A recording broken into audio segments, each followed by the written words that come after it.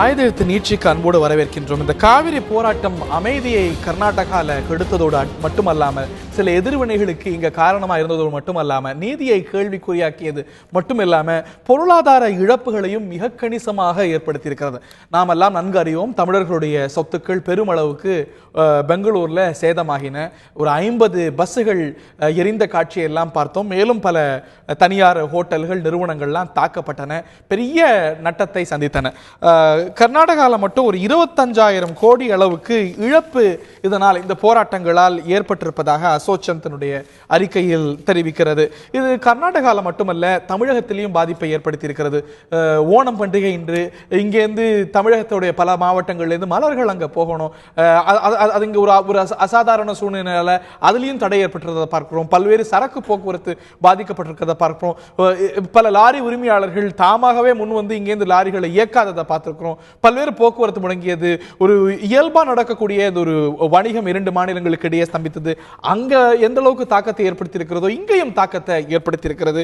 இதற்கெல்லாம் பொறுப்பு யார்? சில அமைப்புகள் இங்க ஒரு பொது அமைதியை ஒரு பெரிய அளவுக்கு கேள்விக்குள்ளாக்கி இருக்கிறார்கள். கர்நாடக அரசுடைய செயல்பாடும் மிகுந்த கேள்விக்குள்ளாகி இருக்கிறது. இதற்கெல்லாம் பொறுப்பு யார்? இந்த இழப்பை எல்லாம் ஈடுகட்டுவது யார்? இவ்வளவு பெரிய இழப்பு வெறும் இன்றைய ஒரு தற்காலிக இழப்பாக மட்டுமல்லாம முதலீட்டாளர்கள் இங்கேயும் அங்கேயும் முதலீடு செய்யும் போது பெருமளவுக்கு தயங்கக்கூடிய காரணியாக ஆகிவிடுமோங்கிற கேள்வி எல்லாம் எழுந்திருக்கிறது. விவாதிக்க இருக்கின்றோம். இந்த நிகழ்ச்சியில் நம்முடைய அதிமுகவின் திரு ஞானசேகரன் அவர்களும் அதே போல திரு நல்லதம்பி தமிழ்நாடு லாரி உரிமையாளர்கள் சங்கத்துடைய திரு நல்லதம்பி அவர்களும் நம்முடைய நாமக்கல் இருந்து இணைகிறார். இருவரையும் நிகழ்ச்சிக்கு அன்போடு வரவேற்கின்றோம். திரு நல்லதம்பி கிட்டே தான் ஆரம்பிக்கணும்னு நினைக்கிறேன். அசோச்சமுடைய அறிக்கை கர்நாடகத்தில் ஒரு 25,000 கோடி அளவுக்கு இழப்பு அப்படின்னு சொல்கிறது. இந்த போராட்டங்களால் பெரிய தொகை தான் இந்த ஒரு இழப்பு. இதனால இந்த ஒரு சேதம்லாம் தனி கணக்கு. தமிழகத்தை பொறுத்த வரைக்கும் லாரி உரிமையாளர்கள் மேலும் அங்க வணிகம் செய்யக்கூடிய இங்க தமிழக நிறுவனங்கள் பல இழப்பை சந்திச்சிருக்கிறாங்க. நீங்க எவ்வளவு உங்களுடைய இழப்போ இல்ல உங்களை போன்ற ஒரு சகோதர அமைப்புகளுடைய இழப்போ தமிழகத்துடைய இழப்பு எவ்வளவு இருக்குன்னு நீங்க யோகிக்கிறீங்க? ஒரு குறைஞ்சது ஒரு 1000 கோடி ரூபாய் இருக்கும் சார். Huge amount. இதை எப்படி தடுத்திருக்க முடியும்னு நினைக்கிறீங்க? உங்களுடைய முதற்கட்ட பார்வை இந்த ஒரு சூழல் குறித்து நிச்சயமா உங்களுக்கெல்லாம் ஒரு பெரிய நெருக்கடி தான் இந்த ஒரு சூழ்நிலை. ஒரு சில அமைப்புகள் கர்நாடகத்தில் அதுவும் கர்நாடக அரசே துணை போனதோ அப்படிங்கிற அச்சாலாம் எழுது ஒரு பெரிய ஸ்தம்பிப்பு அங்கேயும் இங்கேயும் ஏற்படுத்தியிருக்கு. இது எப்படி ஈடுகட்டப்படணும்னு நினைக்கிறீங்க? இல்லை ஒரு இயல்பானது தான், யார் என்ன செய்ய முடியுங்கிற ஒரு சூழ்நிலை தானா சார்? நீதி என்பது இந்தியாவை பொறுத்த வரைக்கும் அனைத்து தரப்பட்ட மக்களுக்கும் ஒன்றானது. அது கர்நாடக தனி நீதி, தமிழகத்துக்கு தனி நீதி என்பது இல்லை. இந்த சூழ்நிலையிலே கர்நாடக அரசானது சரியான அணுகுமுறை அணுகி இருந்தால் இவ்வாறான இழப்புகளை தடுத்திருக்க முடியும். ஆனால் அவர்கள் வேடிக்கை பார்த்து கொண்டிருந்த சூழ்நிலையின் காரணமாகத்தான் இந்த இழப்பை சந்திக்க நேரிட்டது என்பதில் இந்த குறித்தில் சொல்ல கடமைப்பட்டிருக்கின்றோம்.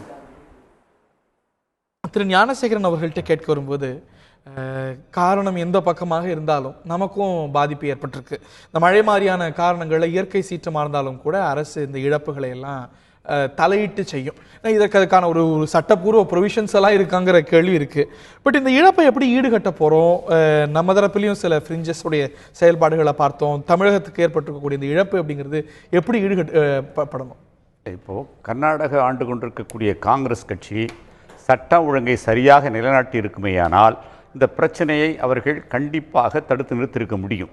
காரணம் உங்களுக்கு 15,000 கனஅடி தண்ணீரை விட வேண்டும் என்று உச்சநீதிமன்றம் நம்முடைய முதல்வர் அம்மா அவர்களுடைய முயற்சியால் சட்ட போராட்டத்தால் கிடைத்திருக்கக்கூடிய இந்த வெற்றியை நிறைவேற்றி ஆக வேண்டும் என்ற நிலைக்கு இன்று கர்நாடக அரசு தள்ளப்பட்ட பிறகு இது போன்ற 1991 எப்படி கலவரம் வெடித்ததோ அப்படி கலவரம் வெடிக்கும் என்பதை இவர்கள் எதிர்பார்த்து இப்பொழுது கேட்டிருக்கார்கள் அல்லவா, ஊரடங்கு உத்தரவு போடுகிறார்கள். இப்பொழுது மத்திய அரசிடமிருந்து கூடுதலாக அந்த காவல்படை இப்பொழுது கேட்கிறார்கள். இதையெல்லாம் அவர்கள் கேட்டு தடுத்து நிறுத்தியிருந்தால் இந்த பிரச்சனை வந்தே இருக்காது.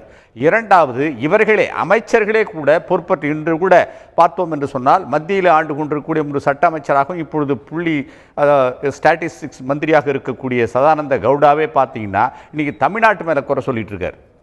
அங்க இருக்கிறவங்களுடைய செயல்பாடு தான் நாங்க அதனால தான் ரியாக்ஷன் வந்ததுங்கிறார். உண்மையிலே பார்த்தீங்கன்னா ஒரு அங்கே வந்த உடனே நல்லா போயிட்டு இருக்க ஒரு இனோவாக்கார கவுத்தி உடனே நெருப்பு வைக்கிறான். அதுக்கப்புறம் லாரிகள்லாம் பார்த்து நெருப்பு வைக்கிறான். கண்ணாடியெல்லாம் போட்டு அடித்து நொறுக்கிறான். தமிழனுடைய அந்த நிறுவனங்கள் எங்கெங்கெல்லாம் இருக்கிறதோ அதையெல்லாம் பார்த்து அடித்து தமிழ்நாடு ரெஜிஸ்ட்ரேஷன் காரு பஸ்ஸு அதுக்கப்புறம் லாரி போன்றவற்றை எல்லாம் எரித்து தமிழர்களை அடித்து பார்த்தீங்கன்னா ஒரு என்ஜினியர் ஏதோ இதில் ஒரு ட்விட்டரில் ஏதோ ஒன்று போட்டார்ன்றதுக்காக ஒரு இன்ஜினியரிங் ஸ்டூடெண்ட் போட்டு அடி நடிச்சதை வந்து தொலைக்காட்சி வாயிலா போடல இத்தனைக்கும் தப்பா எதுவும் போடல கரெக்டா போட அவர் அடிச்சு இப்படி எல்லாம் வந்து சித்திரவதை செய்து இன்னைக்கு கல்யாணம் செய்து கொள்ளக்கூடியவர்கள் அதே அந்த போய் குடியேறி அந்த இடத்துல இருக்கக்கூடிய மணமக்களே கூட நடந்து தமிழ்நாட்டு எல்லைக்கு வந்து பஸ்ஸை பிடிச்சு பிறகு அவர்கள் சொந்த ஊர்ல போய் திருமணம் செய்து கொள்ளக்கூடிய அளவிற்கு அது வந்து இந்தியாவினுடைய ஒரு அங்கமா அல்லது ஒரு வெளிநாடா என்று சொல்லக்கூடிய அளவிற்கு மிக மோசமான சட்டம் ஒழுங்கை இந்த சேதத்தை புரிந்து கொள்ள முடிகிறது. அங்க இருக்கக்கூடிய சூழலை புரிந்து கொள்ள முடிகிறது. அதனால விளைவா தமிழக நிறுவனங்கள் உட்பட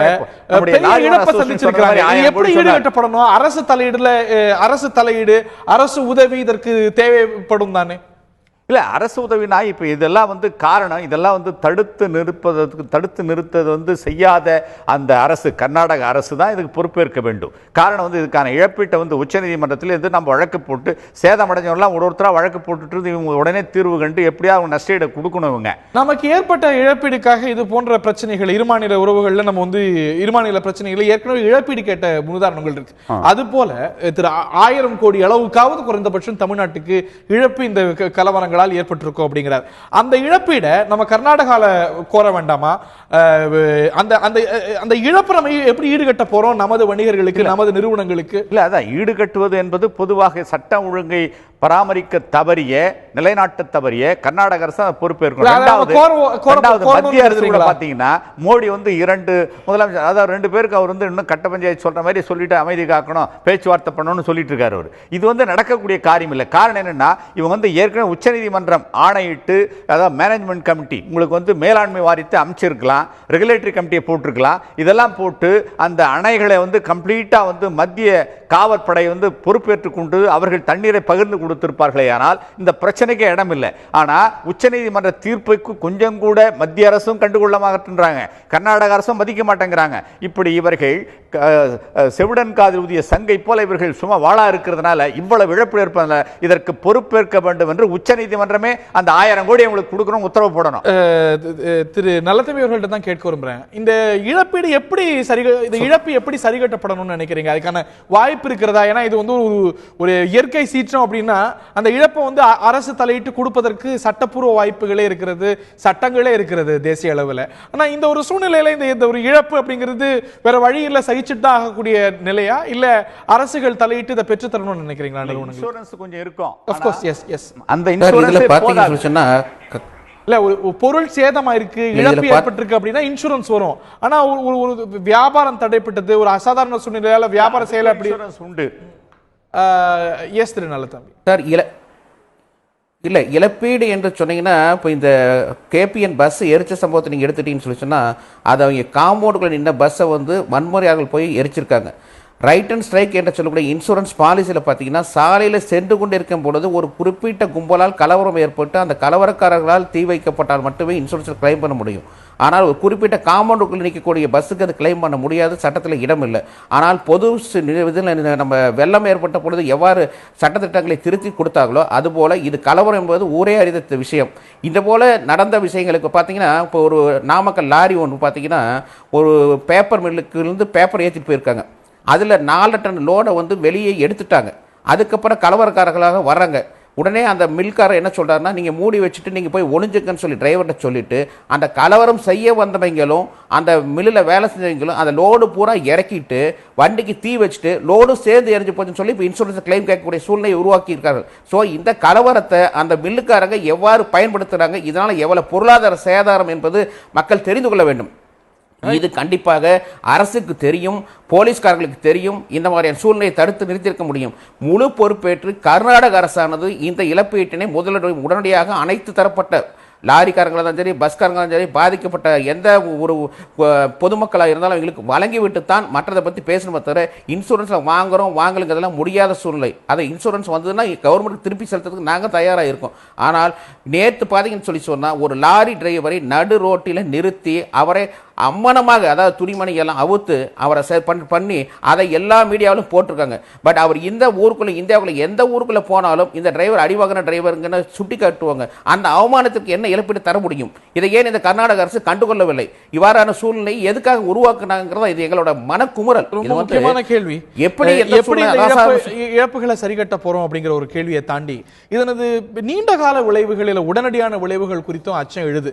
இன்னைக்கு கர்நாடகால தான் பிரச்சனை. இங்க சட்டம் ஒழுங்கு அமைதி பெரும்பாலும் கட்டுக்குள்ளதான் இருக்கிறது, except a few stray incidents. ஆனாலும் கூட இன்னைக்கு ஒரு முதலீடு ஏற்படணும் அப்படின்னா அதுல ஒரு முதலீட்டாளர்கள் பார்க்கக்கூடிய முதலான ஒரு விஷயம் அப்படிங்கிறது சட்டம் ஒழுங்கு எந்த அளவுக்கு இருக்கு அப்படின்னு. நீங்க கர்நாடகாலையும் கலவரம், தமிழ்நாட்டிலும் கலவரங்கிறது போல ஒரு பிம்பம் கட்டமைக்கப்பட்டிருக்கக்கூடிய ஒரு நிலையில ஒரு முதலீடுகள் இருப்பதிலேருந்து ஒரு பெரிய ஒரு சவாலான ஒரு சூழ்நிலையில கொண்டு வந்து விட்டிருக்கிறது. கர்நாடகத்தில் மட்டும் ஒரு 25,000 கோடி அளவுக்கு இந்த போராட்டங்களால் இழப்பு என்று அசோச்சம் அறிக்கை தெரிவிக்கிறது. தமிழ்நாட்டிலும் மிக கணிசமான இழப்பை இதனால் நம்ம நேரடியாக மறைமுகமாக பார்த்துருக்கிறோம். இதை தாண்டி ஒரு நீண்டகால விளைவு அப்படின்னு பார்க்கும்பொழுது இந்த முதலீட்டாளர்களுடைய இந்த இன்வெஸ்டர் கான்ஃபிடன்ஸ், முதலீட்டாளர்கள் ஒரு மாநிலத்தில் இன்வெஸ்ட் பண்ணலாமா அப்படின்னு யோசிக்கும் போது முதல்ல பார்க்கக்கூடிய முக்கியமான விஷயங்கள்ல சட்டம் ஒழுங்கு, பொது அமைதி இருக்கா அப்படின்னு. பொது அமைதிக்கு சவால் விடக்கூடிய சம்பவங்கள் தமிழ்நாட்டில் பெரிய அளவுக்கு நிகழ்ந்தது இல்லை சமீபத்தில். ஆனால் இந்த சம்பவம் கர்நாடகத்தையும் தமிழ்நாட்டையும் ஏதோ ஒரு வகையில் நமக்கு பிடிச்சிருக்கோ பிடிக்கலையோ, அது உண்மையோ பொய்யோ சமப்படுத்திருக்கு. இங்கே எப்போ வேணா கலவரம் மூடலாம், எப்போ வேணா இந்த தமிழ்நாடு கர்நாடகா பிரச்சனை வரலாம் அப்படின்னு. இந்த ஒரு இன்வெஸ்டர் கான்ஃபிடன்ஸ் அப்படிங்கிறத ஒரு தாக்கம் ஏற்படுத்தக்கூடிய ஒரு சூழ்நிலையை கொடுத்துருக்கு. Despite we maintaining the law and order considerably well. இதை நம்ம எப்படி சமாளிக்க போறோம்? இன்னைக்கு தமிழக தமிழக நிறுவனங்கள்லாம் சம்பாதிச்சிருக்கக்கூடிய இந்த இழப்பை எப்படி ஈடுகட்ட போறோம்? கர்நாடகத்தில் ஒரு சட்டப்பூர்வமான நடவடிக்கை உச்சநீதிமன்றம் போகணும்னு நினைக்கிறீங்களா? அதற்கான அவசியம் ஏற்படலையா? உங்களுக்கு தமிழ்நாட்டில் பொறுத்தளவில் சட்டம் ஒழுங்கு இங்கே நல்லபடியாக நிர்வகிக்கப்படுகிற காரணத்தால் எங்க ஒன்றும் பெரிய இழப்பே கிடையாது. இங்க ஆர்ப்பாட்டம் தான் பண்ணிட்டு இருக்காங்க எல்லாருமே. இப்போ இங்க நிறுவனங்களுக்கு இழப்பு இல்லை, இங்க இல்ல. ஆனா இங்க இருக்கக்கூடிய நிறுவனங்கள் அங்க பொருட்கள் அனுப்ப முடியல, இங்க இருக்கக்கூடிய இங்க இருந்து போகக்கூடிய லாரிகள் போக முடியல, சரக்கு நின்று இருக்கு, அந்த பொருட்கள் தாக்கப்பட்டிருக்கு. ஆனா அதனது தாக்கத்தை உணர்றது யாருன்னா மார்க்கெட். நம்ம விளையக்கூடிய பொருளை நம்ம அந்த இடத்துல மார்க்கெட் பண்ணி விழுந்து அந்த சேதமா இருக்கலாம் முடிய. இப்பொழுது நம்ம இல்ல பாதிப்பு நம்மால பாதிப்பு இல்ல, பாதிப்பு உருவானதுக்கான காரணம் என்ன? காரணம் முள்ளு மேல சேலை விழுந்தாலும் சேலை மேல முள்ளு விழுந்தாலும் பாதிப்பு சேலைக்கு தான். பட் இருந்தாலும் கூட இப்பொழுது நமக்கு தேவை பாதுகாப்பு. இங்கிருந்து தமிழ்நாட்டிலிருந்து போகக்கூடிய வாகனங்கள் கிட்டத்தட்ட 60 பஸ்கள், 65 லாரிகள், 200 வேன்கள், இன்னும் பல கார்கள், நூற்றுக்கணக்கான கார்கள் அங்கே எரிக்கப்பட்டிருக்கிறது. அதே போல பல பேர், லட்சக்கணக்கான மக்கள் அங்கிருந்து வாழ முடியாமல் தமிழர்கள் தமிழ்நாட்டிற்கு நடந்தே அத்திப்பள்ளிக்கு நம்முடைய பார்டருக்கு அப்படியே ஒசூர் வந்துட்டு இருக்காங்க.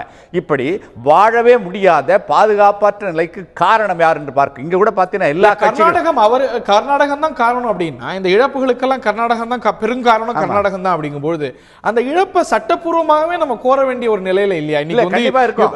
நமது ரெஜிஸ்ட்ரேஷன் பஸ் அங்க எரிக்கப்படுது, நமது பொருட்களுக்கு மறைமுகமான நிறைய இழப்பு, நேரடியாக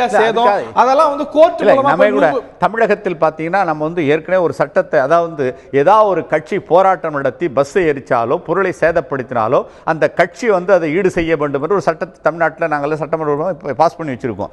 அதே மாதிரி உங்களுக்கு அந்த கர்நாடகா அதுக்கு பொறுப்பேற்க வேண்டும். இப்போ பார்த்தா அந்த பிரச்சனைக்கு தீர்வு காண வேண்டும் என்பதற்காக இங்கே அனைத்து கட்சி கூட்டத்தை கூட்ட வேண்டும் என்று எல்லா கட்சிகளும் கூறிக்கொண்டிருக்கிறார்கள். அதே ஒரு குறையாக சொல்லிக் கொண்டிருக்கிறார்கள். ஆனால் அனைத்து கட்சி கூட்டத்தை நீங்கள் கூட்டி எல்லாம் கூட்டி அழைச்சு கொண்டு போனாலும் கூட உச்சமன்ற தீர்ப்பையே மதிக்காத இந்த கர்நாடக அரசு நீங்க அனைத்து கட்சி அந்த டெலிகேஷன் போயிட்டு பிரதமரை பார்க்கறதுனாலயோ இல்லாட்டி அவரை பார்க்கறதுனாலயோ நடக்க போறதில்லை. ஆனால் சட்ட போராட்டத்தால் முதல்வர் அம்மா அவர்கள் இன்று உச்சநீதிமன்றத்தை நேரடியாக அணுகி ஒரு தீர்வு கண்டனால தான் இன்னைக்கு 15,000 அடி பல நாட்கள் வந்துச்சு. அதுக்கப்புறம் 12,000 கனஅடி தண்ணி வந்துட்டு இருக்கு. மாறலாம் நம்ம எல்லாம் ஒண்ணா இருக்கும். தமிழ்நாட்டில் ஒரு பொலிட்டிக்கல் யூனிட்டி இருக்கு அப்படிங்கிற ஒரு ஸ்ட்ராங் மெசேஜ் மாறலாம் ஒண்ணா இருக்குன்னு காட்டுறதுக்கு பதில் என்ன நினைக்கிறாங்க, இங்க இருக்கக்கூடிய அரசியல் கட்சிகள் எல்லாம் அம்மாவுக்கு கிடைக்கக்கூடிய அந்த பேர்ல பங்கு போட்டு போட்டுக்கிட்டு எல்லாம் வந்து நாங்க எங்களால் தான் நின்னுச்சு அப்படின்னு மாத்தி பார்க்கலாம் இல்லையா? எல்லாருக்கும் கிடைக்க வேண்டிய ஒரே கட்சி ஒரே அரசு மட்டும். உச்ச நீதிமன்றம் சொல்லியே கேட்காத அந்த கர்நாடக அரசு இந்த டெலிகேஷன் போய் அனைத்து கட்சி டெலிகேஷன் போய் தான் கேட்க போகுதுன்னு ஒண்ணும் கிடையாது. என்ன ஒண்ணு அம்மாவுக்கு கிடைக்கக்கூடிய அந்த நல்ல பேரை இவங்க பங்கு போட்டுக்கிறதுக்கு கூட முயற்சி பண்ணலாம். அதுதான் உதவும் மொழிய மற்றதுக்கெல்லாம் உதவு. காரணம் என்ன? இப்போ இதுக்கு தீர்வு ஒண்ணு இன்று உச்ச நீதிமன்றம் இந்த வழக்கை சுயமோட்ட தானாக எடுத்துக்கொண்டு எவ்வளவு பஸ்கள் எவ்வளவு லாரிகள் இவெல்லாம் எரிக்கப்பட்டதோ அதுக்கெல்லாம் நஷ்டஈடு அந்த கவர்மெண்ட் தான் கொடுக்கணும் உத்தரவு போட்டு கவர்மெண்ட் கலைக்கணும். சோமோட்டோவா உச்ச நீதிமன்றம் எடுத்துக்கணும்ங்கறீங்க. எது எடுத்துக்காத பட்சத்தில் நாமும் கேஸ் போடலாம். இல்லாட்டி நாமளும் கேஸ் போடலாம். அதுக்கான லீகல் அவென்யூஸ் இருக்குன்னு நினைக்கிறீங்களா? தமிழக அரசு அதை முன்னெடுக்கணும்னு நினைக்கிறீங்களா? நமது இழப்பை சரி கட்டுறதுக்கு நடவடிக்கைகளை மேற்கொள்ளணும், அதற்கான வாய்ப்பும் சூழலும் ஒரு ஒரு அரசியல் சூழலும் இருக்குன்னு நினைக்கிறீங்களா? ஏன்னா மற்ற ப்ரையாரிட்டியும் சேர்த்தே இருக்கு. நமக்கு தண்ணீர் பெற வேண்டியிருக்கிறது, அமைதியை உறுதிப்படுத்த வேண்டியிருக்கிறது. அதுல இதை எப்படி எந்த அளவுக்கு எடுத்துட்டு போகணும்னு நினைக்கிறீங்க நமது இழப்பை சரி கட்ட தமிழக அரசு? திரு நலத்தம்பி சார், அதாவது தமிழகத்தை பொறுத்த வரைக்கும் சட்டம் ஒழுங்கு சரியாக உள்ளது என்று எடுத்துக்கொண்டு சொன்னால், இப்போ கர்நாடக வங்கின்னு சொல்லி கர்நாடகா பேஸ், அதாவது மாண்டியா பேஸை வச்சு இருக்கக்கூடிய ஒரு வங்கிக்கு தமிழகத்தில் இருக்க அத்தனை கிளைகளுக்கும் அத்தனை ஏடிஎம்க்கும் தமிழகத்தில் இருக்க போலீஸ் பாதுகாப்பு கொடுத்து எந்த விதமான சேதாரம் இல்லாமல் பாதுகாத்துருக்காங்க. இது ஒன்றே தமிழகத்தில் வந்து சட்டம் ஒழுங்கு சரியாக உள்ளது என்பதற்கு போதிய ஆதாரமாகும். அவ்வாறு இருக்கையில் இது கர்நாடக அரசானது இன்றைய தினம் ஏன் நேற்று அவசரம் அமைச்சரவை கூட்டி இன்னைக்கு மத்திய அரசினுடைய பிரதமரை சந்திக்க போனாங்கன்னு சொல்லி சொன்னால், திங்கட்கிழமை நடந்த வன்முறையை கணக்கிலிட்டு மத்திய அரசானது எங்கே தன்னுடைய ஆட்சியை கலைத்து விடுவார்களோ என்ற எண்ணத்தின் அடிப்படையில் தான் உடனடியாக அரசியல் கட்சிகள் அனைத்தையும் கூட்டி அமைச்சரவை கூட்டத்தில் கூட்டி உடனடியாக அனைத்து அமைச்சர்களை கூட்டி சென்று I want to at the moment confine the debate to the economic losses. இல்ல பொருளாதார சேதங்கள் குறித்து அதை எப்படி ஈடுகட்டணும் அப்படிங்கிறது கேட்கிறேன். தமிழக பிரதமரை சந்திக்கிறத விட்டுட்டு இந்த இழப்பை ஈடுகட்டத்துக்கு நம்ம என்ன செய்யலாங்கிறத யோசிச்சு அந்த இழப்பினை இன்றைய தினமே அறிவிச்சிருக்கலாம். இதை செஞ்சுதான் சொல்லி சொன்னா மக்களின் மேல அக்கறை கொண்டு அந்த அரசானது செயல்படுது என்று எடுத்துக்கொள்ளலாம். ஆனால் இழப்பீடு செய்யக்கூடிய வேண்டும் என்று நாங்கள் கேட்டுட்டு இருக்கோம். இந்த சூழலில் முதலமைச்சர் அமைச்சரவையை கூட்டி பிரதமரை சந்திக்க போறாரு தவிர இந்த இழப்பீடை எப்படி சரி செய்யலாங்கிறத பத்தி சிந்திக்கவே இல்லை இது வரைக்கும். திறந்து விடுறதுக்கு அவங்க உச்ச நீதிமன்ற தீர்ப்பையே அவங்க தானா முன் வந்து தமிழ்நாட்டில் அப்படிங்கிற அவங்கள்ட்ட எதிர்பார்ப்பது டூ மச். அவங்கள்ட்ட அந்த பெருமை எதிர்பார்ப்பு நினைக்கிறேன். சட்டப்பூர்வமா இந்த இழப்புகளை பெறுவதற்கு ஈடுகட்டுவதற்கு கர்நாடகாட்ட நம்ம ஈடுகட்டுவதற்கு நடவடிக்கை அரசு எடுக்கணும்னு நினைக்கிறீங்களா? இல்ல வேற ஏதாவது முன்னெடுப்புகள் நம்ம தரப்புல இருந்து அவசியம் நினைக்கிறீங்களா?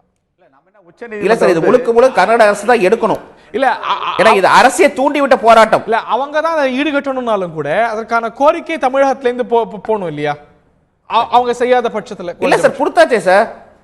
இல்ல கர்நாடக உச்ச நீதிமன்றம் வந்து எதற்கு எடுத்தாலும் ஆமாம், கர்நாடக அரசோடு சேர்த்து மோடியும் இதற்கு ரெஸ்பான்சிபிள் தான். இந்த பிஜேபி அரசு மேலாண்மை வாரியத்தை அமைக்காத காரணத்தால் தான் இந்த குளறுபடி நடக்கிறது. உச்சநீதிமன்றமே கண்டெம்ட் ஆஃப் கோர்ட்டு கொண்டாந்து முதல்ல பிடிச்சி அவங்களெல்லாம் பிடிச்சி தண்டிச்சுட்டு ஆட்சியை கலைச்சிட்டாவே நிம்மதியாக இருக்கும். இல்லைன்னா இது வந்து தமிழ்நாட்டில் எப்பப்பா 91 நடந்த போராட்டம் மாதிரி திருப்பி இதே மாதிரி கலவரம் நடந்து தமிழர்கள் அங்கே வாழ முடியாத நிலை, தமிழர்களுடைய சொத்துக்களாக அவங்க நாசப்படுத்தக்கூடிய நிலை, தண்ணீர் கிடைக்காத நிலை, 192 டிஎம்சி தண்ணி வந்தாகணும். இன்னைக்கு அந்த தண்ணியும் கொடுக்காம ஏமாற்றி கொண்டிருக்கக்கூடிய கர்நாடக அரசுக்கு ஒரு பாடம் கற்பிக்க வேண்டும் என்று சொன்னால் மத்திய அரசு அதே போல மாநில அரசு இரண்டு கர்நாடக அரசு சேர்ந்து இவங்களுக்கு நஷ்டஈடு கொடுக்க வேண்டும் என்று உத்தரவு பிறப்பிக்க வேண்டும். அதே போல மேல்மை வாரியத்தை உடனே அமைக்க வேண்டும். ரைட், இந்த தருணத்தை நிகழ்ச்சி நிறைவு செய்தாக வேண்டும். ஒரு அமைதிக்கு பெரிய அளவுக்கு பங்கம் கர்நாடகத்தில் ஏற்பட்டு 144 தடை உத்தரவு ஊரடங்கள்லாம் போகக்கூடிய நிலையை பார்த்தோம். தமிழர்களுடைய சொத்துக்கள் பெரிய அளவுக்கு தாக்கப்படக்கூடிய சம்பவங்களை பார்த்தோம். பெரிய பொருட்சேதத்தை பொருளாதார இழப்புகளை அந்த மாநிலத்துக்கும் ஏற்படுத்தியிருக்கிறது. தமிழகத்தை சேர்ந்த நிறுவனங்களுக்கும் தமிழகத்துக்கும் சேர்த்தே ஏற்படுத்தியிருக்கிறது. இது ஒரு நீண்ட கால அளவில் இந்த ஒரு ஒரு பொது அமைதி குறித்த ஒரு பார்வையில் ஒரு பெரிய பங்கத்தை ஏற்படுத்துறதுக்கான ஆபத்து இருக்கிறது. அவையெல்லாம் பல்வேறு இனங்களில் கலைந்து இந்த இழப்புகள் எல்லாம் சரி கட்டுறதுக்கு என்னென்ன வாய்ப்பு இருக்கிறதோ அனைத்து தரப்பும் அந்த அவென்யூஸை எக்ஸ்ப்ளோர் பண்ணணும். இந்த நிகழ்ச்சியில் பங்குண்ட விருந்தினர்கள் இருவருக்கும் பார்த்த நேர்களுக்கும் நன்றி. இன்னொரு நிகழ்ச்சியில் சந்திப்போம். வணக்கம்.